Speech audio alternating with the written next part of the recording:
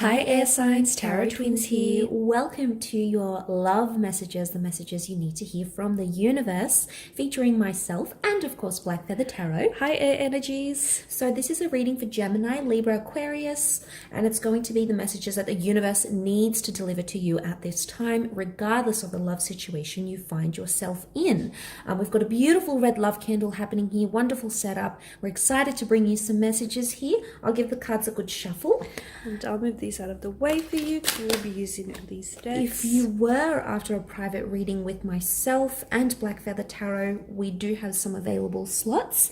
Please feel free to be in touch. All the information that you need is below.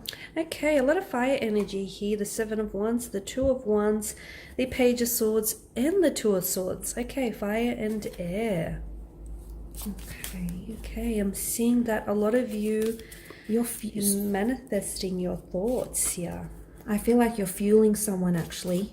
Air signs, your air fuels fire. So you're fanning the flames, air signs. And with the angel answers, they're telling you to wait.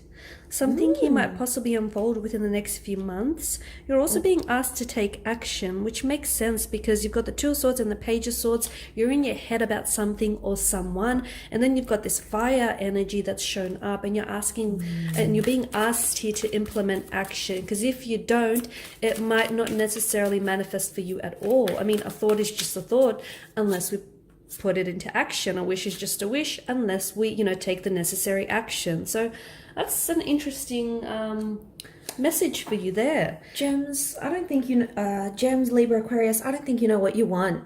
Okay, I say Gemini because Two of Swords can be the twin swords, Gemini, the dual energy. And the Two of Swords has come up twice. Now, the Page of Swords with the Two of Swords coming up, some of you are doing something, you're taking action towards a connection, then you're waiting. You don't know what you want.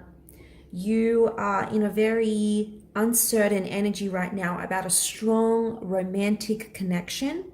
And I feel like this is going to be a trend within the next few months unless something changes, unless activity is going to change. You're driven by your subconscious. You've got the moon here. So someone's making you super sensitive or super emotional, super sensitive to criticism, super emotional about your future, emotional about you feeling maybe backed up in a corner here. Some of you are being accused of doing something, or air signs, you're doing this. I get the sense that some of you are stirring up a bit of trouble, air signs. And we can do this at times. We sort of want to push someone's button. We want to know that they still care and that they're still there for us. And we sort of act up and we take action and we sort of act up in a way because ultimately you want that ten of chalices. You want the happily ever after with this person. So it's potential that this is in your future. This is the card of settling down, of having this monogamous connection. And you want them with the Four of Pentacles. You're clingy to them. So you're clinging to this connection. But there's a lot of fluctuating energy. There's a lot of restless type of energy. There's a lot of anxiety, or there's a lot of anxiousness, especially, the Page of Swords here is a very nervous type of energy. You do have the Two of Swords here that's popped up twice. You are currently in some sort of predicament right now. You're currently being quite undecided about something or someone. And you're going into it blindly. You are, exactly. There is something, the fact that the figure here, she sits there. Now, she's got the Two of Swords, which indicate to us that there is a crossroad of some sort. You have to make some sort of decision, but you know what? You're not ready. You're just not in the right headspace to make that decision. It's important for you to know that regardless of whether you say yes or no, regardless of whether you do this or that or the other, either whenever you commit to a decision, you not only commit to a decision, you also commit to the consequences of those decisions. And take this as a warning, either way, there will be lasting ramifications. Okay, so either way, either decision you make will have a huge and an instrumental impact on your connection and the direction on which this goes. You've been planning something for quite some time, but there's been some delays. Those delays might not necessarily be inflicted upon you. It could be external delays.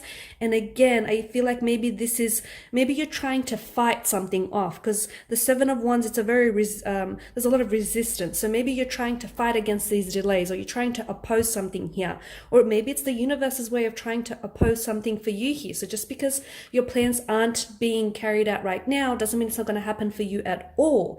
You do have to make a decision though. And this decision, the fact that the moon here hangs in the sky, the moon is all about closures. And you've got the moon that's come up here as well. There's something here that I feel like needs to end for you. Is it a behavioral pattern? Is it cyclical behavior? Is this inconsistency? This on and off love saga? Something needs to end for you. Because if it doesn't, I think you know where this is going. It's going to be repetitious. Okay. It's a repetitious cycle. I do believe that the moon here is bringing out some sort of either some sort of fears or some uncertainties regarding this connection, but I feel like it resides on a subconscious level. Now let's move to the angel answers here.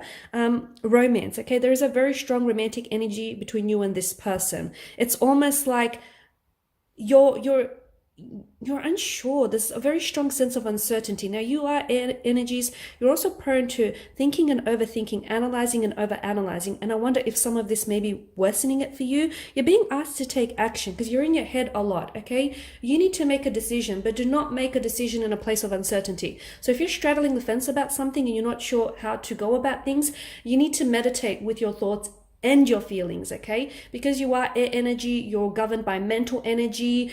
You like to intellectualize your emotions, okay? And while that's all good and well and it works for you most of the time, you need to, and I need you to feel those emotions, okay? What is it that you're feeling? Why is it that you're feeling, okay? You also need to take action because if you continue to be in your head about something, I feel like the energies tell us that this might not necessarily manifest for you at all, or you might perhaps miss an opportunity. There is something that's going to happen for you within the next few months, but if and only if you take action. And that I feel like might potentially dictate the course of which, the direction in which this connection might go in. You're also being asked to wait, which is interesting, okay? Because I feel like some of you are waiting and maybe you need to wait a little longer, okay? Maybe you need to wait until the time is right, the circumstances are right, or maybe you need to wait until you fully understand what it is you feel and what it is this person is making you feel and, where it is that you want to take this direction or if you want to take it in any direction,